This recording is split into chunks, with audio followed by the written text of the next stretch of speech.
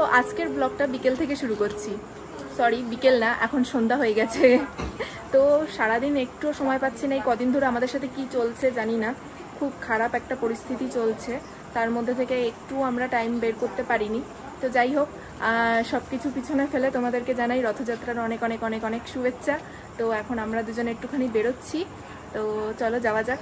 আর এই যে ও এখন গাড়ি মুছছে, দেখতে পাচ্ছ পুরো অন্ধকার হয়ে গেছে, কিচ্ছু দেখা যাচ্ছে না। আর বৃষ্টি হচ্ছিল বলে তো আরোই গাড়ি ঠাড়ি সব ভিজে গেছে, তাই ও এখন গাড়ি মুছছে আর আমরা এখন বেরোবো। তো চলো যাওয়া যাক। সো ফাইনালি আমরা দুজন বেরিয়ে পড়েছি আজকে সন্ধ্যাবেলায় জগন্নাথ ঠাকুরের মাসির বাড়িতে। হ্যাঁ, আমরা সেখানেই যাচ্ছি, কারণ আগের বছরও আমরা সেখানেই গেছিলাম, কিন্তু রাস্তাঘাটে অতটা কাদা ছিল না, বেশ যেতে খুব সুবিধা হচ্ছিল। কিন্তু এবছর রাস্তাঘাট এত পরিমাণে কাদা হয়েছে, তার কারণ হচ্ছে দুপুরবেলা প্রচণ্ড বৃষ্টি হয়েছে আমাদের এখানে।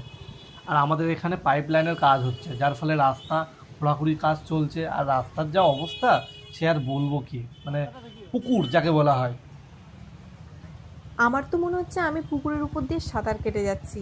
দেখতেই পাচ্ছ রাস্তার অবস্থা যা খারাপ, এখান দিয়ে গাড়ি চালানো মানে সত্যি একটা মুশকিল ব্যাপার। ও তো একদম আস্তে আস্তে গাড়ি চালাচ্ছিল, কিন্তু তার সত্ত্বেও আমার গায়ে ছিটকে ছিটকে কাদা চলে এসছে।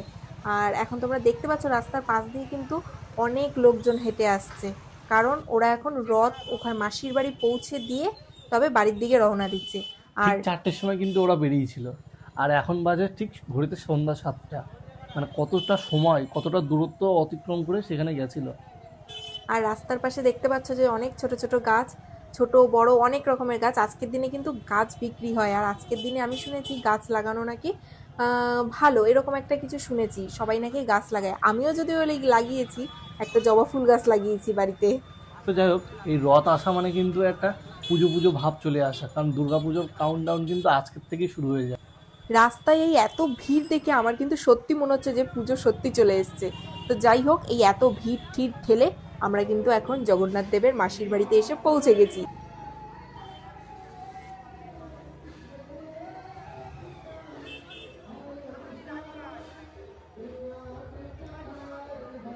এই সেই আমাদের এখানকার রথ, যেই রথে চেপে জগন্নাথ দেব তার মাসি বাড়িতে এসেছেন আজ।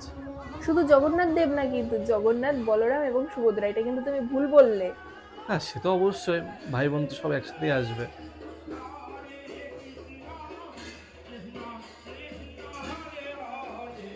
এখনো কত মানুষের আনাগোনা, সত্যি মানে ভাবছি যে একটু আগে, কিছু ঘন্টা আগে যে কতটাই না ভিড় ছিল এখানটায়।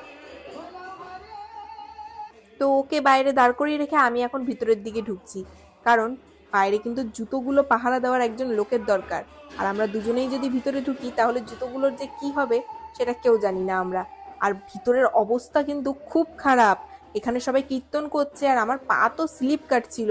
মানে সবাই তো কাদা পায়ে ঢুকেছে এর ভিতরে, আর পুরো জায়গাটা পুরো কাদা কাদা, সাদা শ্বেত পাথরের মেঝে পুরো কালো হয়ে পুরো কাদা কাদায় হয়ে গেছে, আর হচ্ছে পুরো চ্যাট চ্যাট করছে। আর এখানে কিন্তু জগন্নাথ বলরাম দেবের আরতি চলছে। তো আমার কিন্তু খুব ভালো লাগছিল এই আরতিটা শুনতে, আর কীর্তনটা কিন্তু খুব ভালো লাগছিল। এখানে সবাই হাত তুলে নাচছিল, আমারও মনে হচ্ছিল একটু আমি হাত তুলে নাচি। তো যাই হোক, আমি কিন্তু বেরিয়ে গেলাম। আর দেখতে পাচ্ছ এখানে মহারাজ আমার জুতোর সামনে পাহারা দিচ্ছে, আমার কিন্তু ব্যাপারটা খুব ভালো লেগেছে। পুরো মন্দির চক্কর এবং ঠাকুরের সামনে থেকে ও কিন্তু ঘুরে এসেছে। তারপরে ওর মনে হলো যে আবার দক্ষিণা দেবে। তো দক্ষিণা দেবে, খুব ভালো কথা, কিন্তু সেটা যখন সময় ছিল তখন না দিয়ে এখন বাড়ি ফেরার সময় এখন ওর মনে হচ্ছে যে দক্ষিণাটা দিই। তো আমি বলছি যে সামনে চাল পয়সা রাখা আছে, সেটা ওখানে দিয়ে দাও না। আবার ও জুতো খুললো, সেই জুতো পাহারা দেওয়ার জন্য আমাকে দাঁড় করিয়ে দিয়ে ও গটগট গটগট করতে করতে আবার সামনের দিকে হেঁটে চলে যাচ্ছে। এটাই সেই ঐতিহাসিক মুহূর্ত আমার জুতো পাহারা দেওয়ার।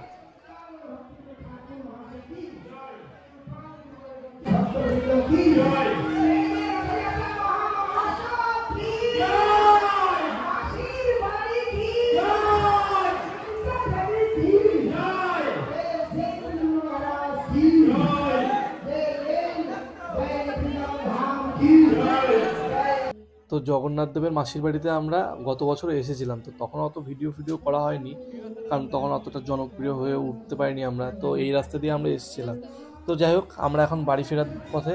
এখন বাড়ি ফেরার সময় একটু জিলাপি, একটু পাঁপড় ভাজা, একটু আলুর চপ এগুলো কিনে ফিরবো, তার কারণ আজকের দিনে এগুলোই খেতে হয়, এটা রীতি হিসেবে বাঙালিরা মেনে আসছি আমরা। তো মিষ্টির দোকানগুলোতে কিন্তু একদম উপচে পড়া ভিড় ছিল, এই দোকানটাও কিন্তু তার ব্যতিক্রম নয়। এই দোকানটাতেও অনেক ভিড় ছিল। আমরা প্রায় 15 মিনিট ওখানে দাঁড়িয়েছিলাম, তারপরে কিন্তু জিলেপিটা হাতে পেয়েছি। একদম গরম গরম ভেজে দিচ্ছিল, উফ যা লাগছিল না।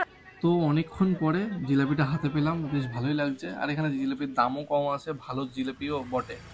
তো এখন চপের দোকানে চলে এসেছি, চপ কিনবো আর পাঁপড় ভাজা কিনবো, কিনে টেনে বাড়ি ফিরবো। সঞ্জিত আবার আলুর চপ খায় না, তাই ওর জন্য নিই শুধু পাঁপড় ভাজা নিয়ে এখন বাড়ি চলে আসছি। আমি আলু ভাজা খাই না, না সরি, আমি আলুর চপ খাই না তাই না, আমি হচ্ছে সবসময় খাই না। এখন আমার জিলেপি আর পাঁপড় ভাজা খেতেই ভালো লাগবে, তাই আমি আলুর চপ খাবো না। তাই আমি ওকে বললাম আমার জন্য শুধু পাঁপড় নেবে। তো কেনা হয়ে গেছে, এখন আমরা বাড়ির পথে যাবো, চলো। তো এই যে মেলা থেকে পাঁপড় ভাজা, জিলেপি আর চপ নিয়ে চলে এসেছি। তো আজকে কিন্তু একটা বিশাল যুদ্ধ করে আসলাম এক প্রকার। রাস্তায় যা কাদা আর যে পরিমাণে ভিড়, বাবা বাবা। আর সেই রকম দোকানপাটে তো একদম পা দেওয়ার জায়গা নেই। কত কষ্ট করে এগুলো মিলেছে, কষ্টের ধন।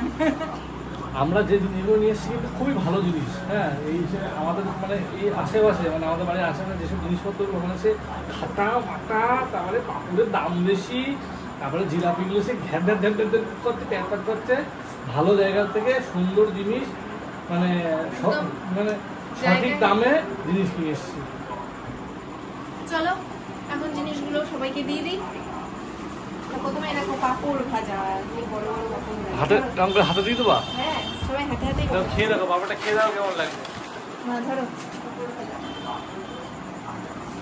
আস্তে আস্তে মনে নেতিয়েও গেছে। আরে ভালো জিনিস সবসময় ভালো থাকে। আমার হাতই লেগে গেছে। আমার দাও। হ্যাঁ, তুমি তো আছো, দিতে দাও।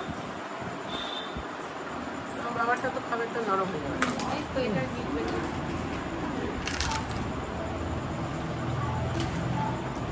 ও খাবে এবার স্টার্ট দাও।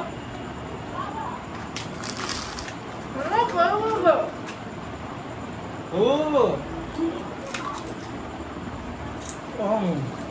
এবার আমরা এগুলো সব খাওয়া দাওয়া করবো।